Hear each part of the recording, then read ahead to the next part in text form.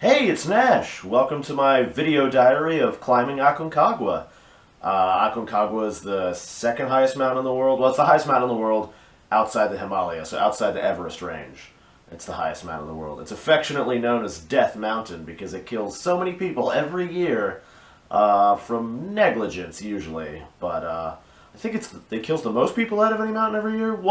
It's one of the most. So because of that, I decided I'd actually do some research. I read some books, checked some websites, checked some forums. Actually got some gear because I was going no guide, no team, no support in order to test myself. So I thought I would invest appropriately. And I'm glad I did. I tried to get representative footage of everything, but at one point in time a big blizzard blew in, the Viento Blanco, the white winds, and destroyed a bunch of stuff. I think a couple people died, but my camera's not up to the task, so whenever possible I got footage. And I'll narrate as I need to. Spoiler alert, I didn't die, but I came close. Alright, here we go. Aconcagua climbing gear. Negative 20-degree sleeping bag, some lower Renegade boots, the flops, various water filtration devices and carrying things, pee bottles, tea, of course, because I'm not a barbarian, sunscreens, aspirins, toothbrush, first aid, some bag, of course, the hat, 2 different sleeping mats, composite and blow-up, day bag, sarong, some thermal clothes, fleece, shades, 2 different pairs of shades, hygiene kit, toilet paper, towels, repair, compass, knives, pulse ox, flashlights, headlamps, layers of gloves, thermal wear, 3 layers of balaclavas, a lock, which will probably do no good at all,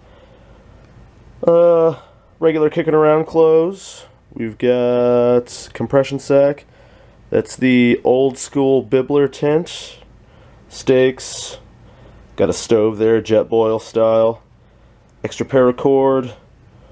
Walking sticks. Really, really expensive socks. A vestibule. Overly expensive jacket. What do we got here? Hand warmers. And fancy pants, foodstuffs. Got various, let me see here, various foods, cereals, stack of cereal bars, and meals ready to eat. So all this should be good to go. All that's missing is some boots to rent. We'll see how it goes and packs down. And of course I've got the reading and writing materials for research and journaling, obviously. Alright, it all condensed down into one main rucking fly-checked bag and a day pack carry-on, so I'll have to redistribute what's in there once I get to Argentina, but so far so good.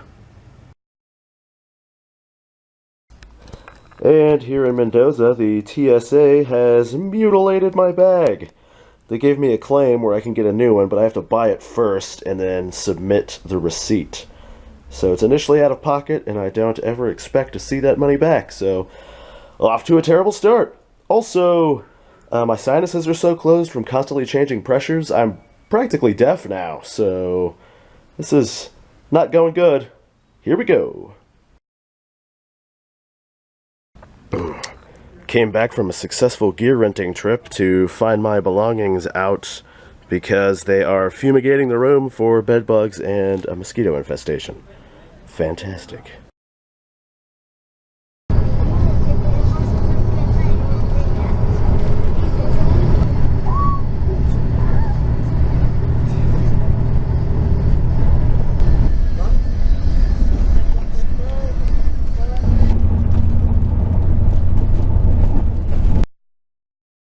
Alright, here we go. The start. There it is in the distance, waiting for me. I'm coming for you. Also, there was a guy that just got medevaced for pulmonary edema, so fantastic.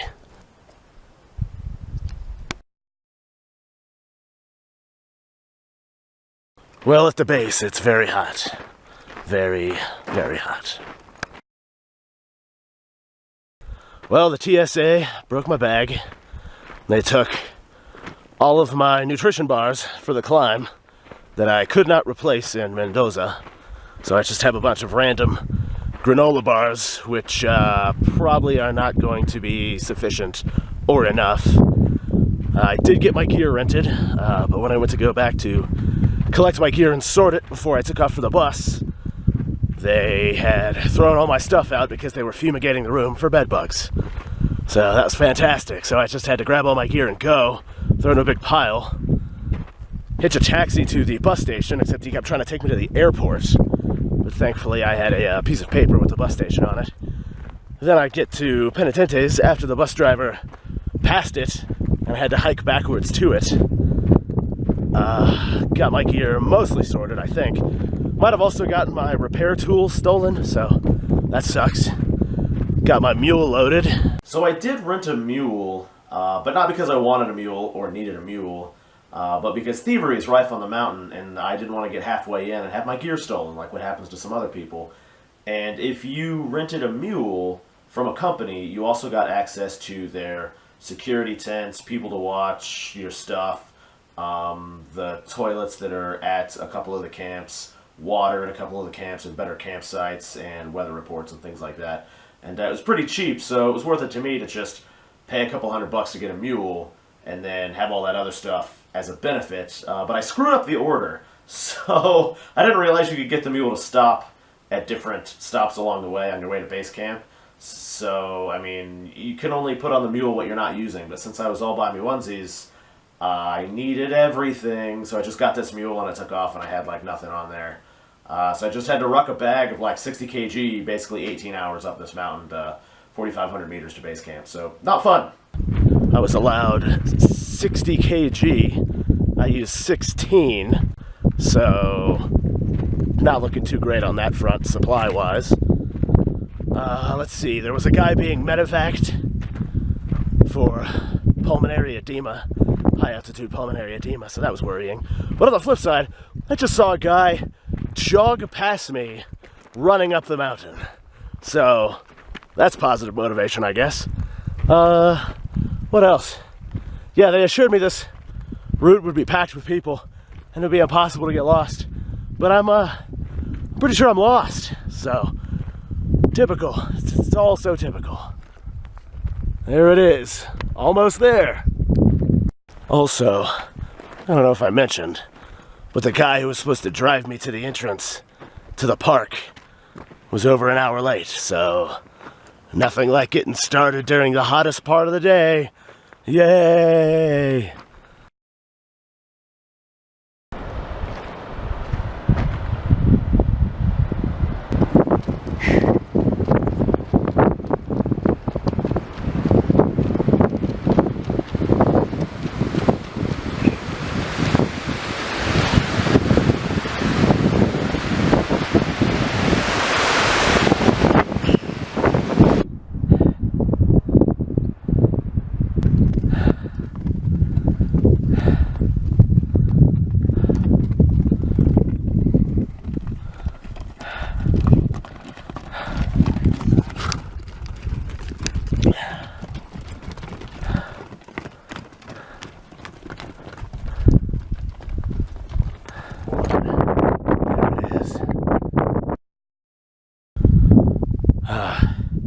Time check at 2:30.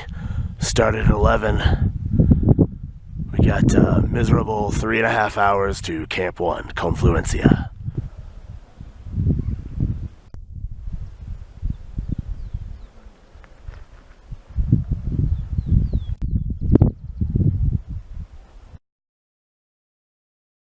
Alright, can you guys see that? Probably not. Here we are, official day 2. Time check at 8:30 in the morning. Got a grueling, probably 10-hour day ahead of me. Here we go.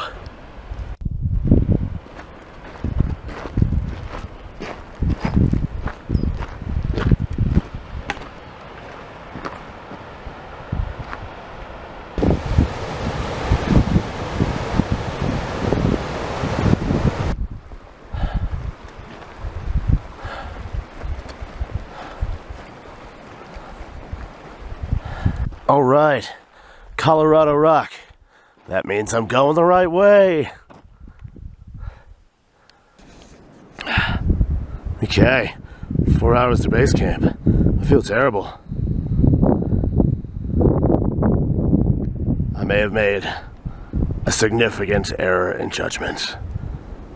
All right, I'm passing the old base camp, the old Plaza de Mulas. It was destroyed in an avalanche, so they moved the camp 300 vertical meters up. I'm already 9.5 hours in. I gotta tell you, if anyone's thinking about doing this solo, and they have a bag weighing more than 25 kg, don't do it. Don't do it. And here is the Refugio Plaza de Mulas, the highest hotel in the world, supposedly. I haven't gone over there yet. Sounds expensive.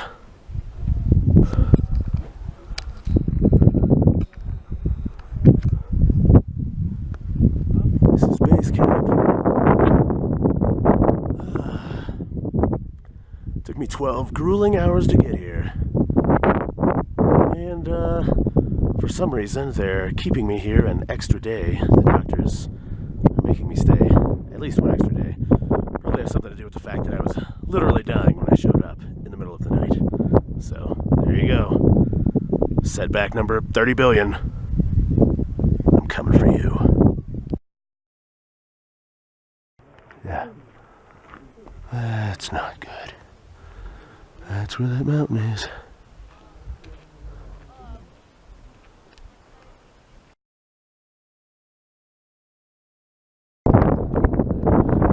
Yeah, sorry, there's probably a lot of wind here. But yeah, just reading this book about the mountain, they're like, hey, don't worry, the trail is clearly defined. Just follow it. What? There's shit going in every direction. There's a million clearly defined trails. And also, there's the mountain. So, like, am I supposed to be going straight away? I feel like I should. But, all the trails are pointing up this way, so do I go up and just, like, skirt the ridge all the way up to the top? That seems like a bit much. Hey, you know what would be helpful? How about a fucking signpost? You know, I don't put those here because they're trying to get you to hire their guides. Well, I'm not going to do it. Challenge accepted.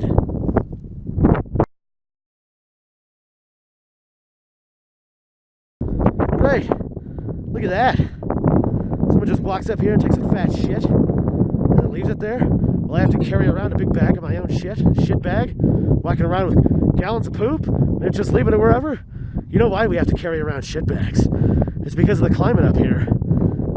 It's so arid that it will literally take hundreds of years for this guy's shit to go away. Thanks a lot, guy. You've already added to the pleasant atmosphere of my journey. Oh look, it's base camp. Now, can you see it now? Yeah. How do you like that? And this is only one camp above base camp. Should be at 4,900 meters. So, yay! Camp Canada. The camp above base camp. Oh, what beautiful splendor this would theoretically be. Oh, look at that. Getting closer. Oh boy. Time to go down to base camp. Get my gear. Take a big poop because from here on out, put it in a bag and carry it everywhere. So cash and carry is the system you use when you're climbing tall mountains. Aconcagua is just shy of 7,000 meters. We'll call it 7,000. So what you do is you take a cache of gear you're not using, and then you ruck it up to the next camp and drop it off, and then you come back down and sleep the night. And that's to help mitigate getting the high altitude diseases of high altitude pulmonary edema and high altitude cerebral edema, which is when your brain swells up out of your skull and when your lungs fill with fluid and you drown in the air.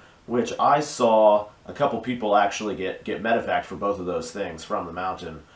So whenever possible, I was trying to do cash and carry. But per the Rangers' recommendations, I wanted to get on the schedule of some of the other groups because the Rangers didn't want me to try to solo summit by myself, which made a lot of sense because, I mean, I wound up doing it anyway. But, so whenever possible I did that. But there were a few times I leapfrogged stations when I shouldn't have, but I didn't die. Alright, made it back to Camp Canada. This will be my new base. Got up here in 3 hours, 45 minutes. Not bad. So tomorrow, there's a guy. Tomorrow I'll be going up there to drop some gear off. Look, my gear's still here. Didn't blow away in a giant storm.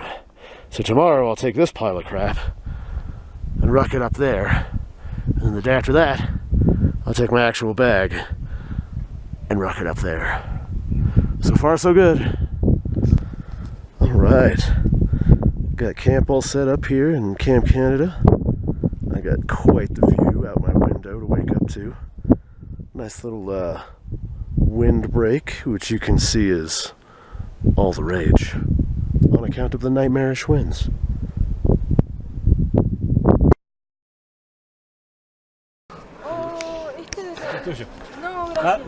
All right, you guys are on camera. These are hey, yeah. These are some Argentinians I came across, and they taught me how to drink mate properly. What did I do when I tried it the first time? What did I do? Yeah, I ate it. I drink like a tea. Yeah, you're supposed to drink it like a tea. That's not the way. Yeah, I ate it. I just ate it. It was still really delicious though. So the first authentic, straight from Patagonia. Oh, there it is. Hold it up. Hold up the tea.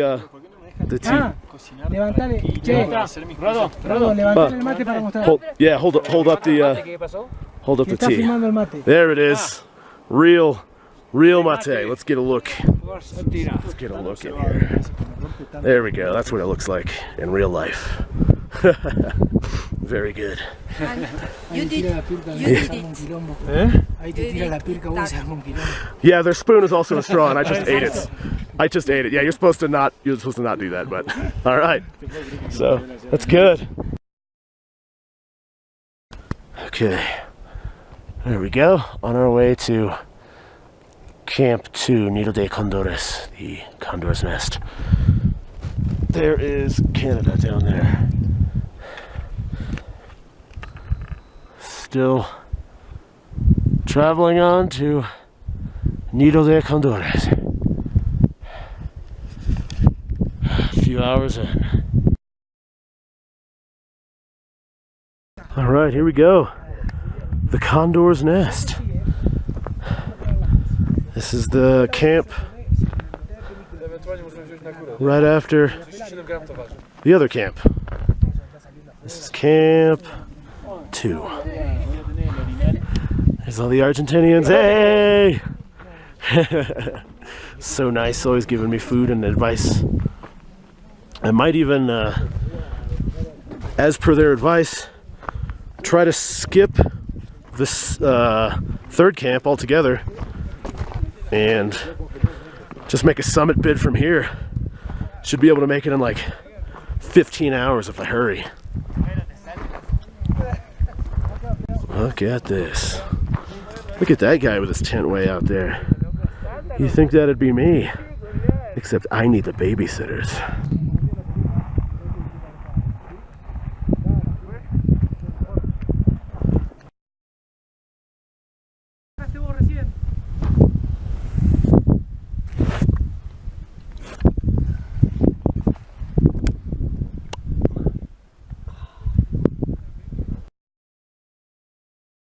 Okay, here we go. Going up to the final camp. Camp 3. There's Camp 2, the Condor's Nest. Heading up this way somewhere. Not really sure. I'll work it out. Still on my way up to the final camp.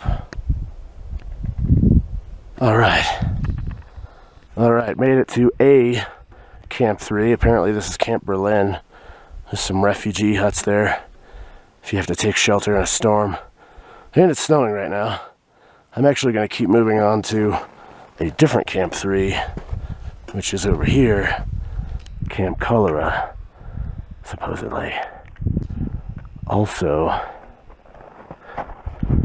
this rock has a creepy wizard's face. So, watch out for that. All right. Now I just clamber up this rope, and I should be there, I think, to the final camp. So, let's find out what we got going on up that rope.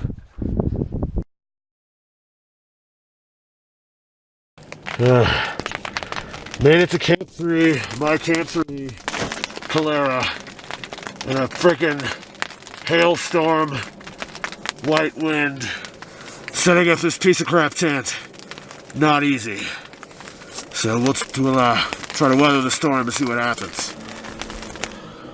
Okay, the snow has calmed down, so this is life at Camp 3 in Cholera. It's just snowing and windy and pretty cold. I'm not disappointed. I've been super hot the entire time I've been here, so I'm glad to have the opportunity to wear some of these clothes. Like 50 pounds worth of Arctic gear I've been lugging around in the heat, so, you know, maybe you could see some of this out here. It's kinda... you can't really see it very well. We'll get you a better view later. In the meantime, I've got to go melt some snow for water. Just melting some snow I collected for water. And we put that water in here. And then we don't die from dehydration anyway. On the way to the summit.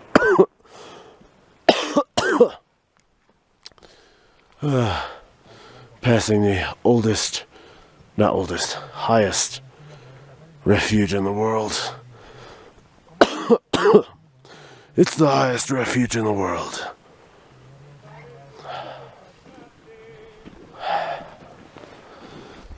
Okay. Alright. The final stretch, I think. So during that summit attempt, the Viento Blanco blew in, and it's a heavy lightning blizzard. I was 300 meters from the summit. I was forced to go back down. I got lost in the blizzard. I only made it out because some military group found me and was using GPS waypoints and double dutching between the lightning to get back to the Camp Cholera. So I did make it back. I ran out of food a couple of times. They left. They gave me the rest of their rations, so I didn't die either of those times. That's snow. That's the white wind.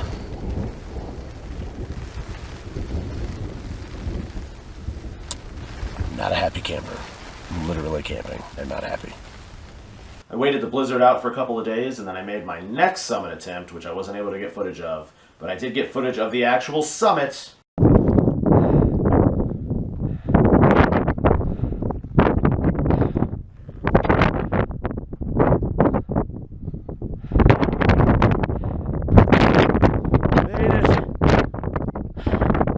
Made it to the highest peak outside of the Himalaya.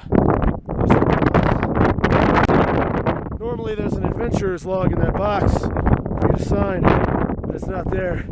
So I just tagged it with a sticker. You know how it goes. But look, I made it with these goggles someone gave me, because on the way up here, a blizzard ripped mine right off my face, and then one of my crampons broke, and I slid down the mountain, which added a couple hours to my time, I think. My total time from Camp 3 Cholera up to here is 10 hours, 45 minutes. Now I gotta get in. But yeah, it's not been a great day. It's been the worst weather I've ever seen in my life. My crampon broke, fell down the mountain. I think I have a broken rib. What else broke? Oh yeah, the zipper on my tent broke, so now it's full of snow and I'm going the way.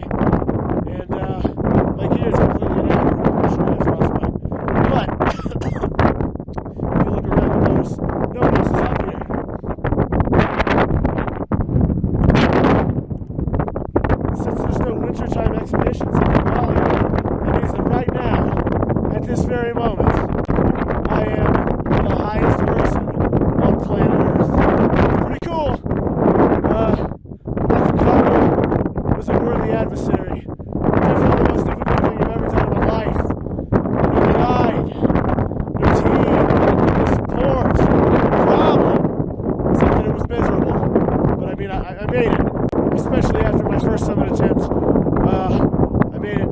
meters below the summit, and a lightning blizzard came in, and so now I had to do this again the day after that.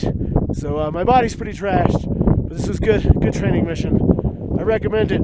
Just know what you're getting into. And now I am ready to get off this snow-blasted shit pile. Nash out. Yeah, I thought I was ready to go down. Feeling pretty good about myself. Highest person up in the world. Nailed it.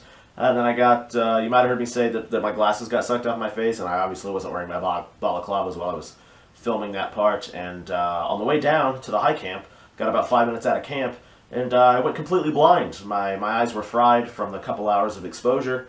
I got severe blizzard blindness, wound up stuck up at the top for an extra day. My eyes didn't get any better. I wound up getting escorted down to the base camp medical tent where they flipped my eyelids inside out and had to scrub them because they were so fried they were cutting my eyes like crispy bacon.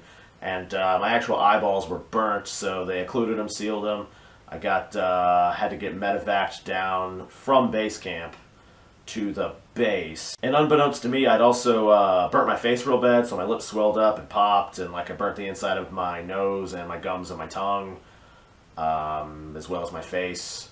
So always wear proper equipment. But hey, I made it though without any permanent damage, grew a new face, so I'm counting it as a win. If you want more details about the story, you can hit up the podcast. It's on the channel, or the blog. I wrote everything down. Or I guess if you just want a list of all the terrible, terrible things that went wrong, because there's a lot more than is what's in this video, just wait for the video where I talk about that. But anyway, thanks for watching. Nash out.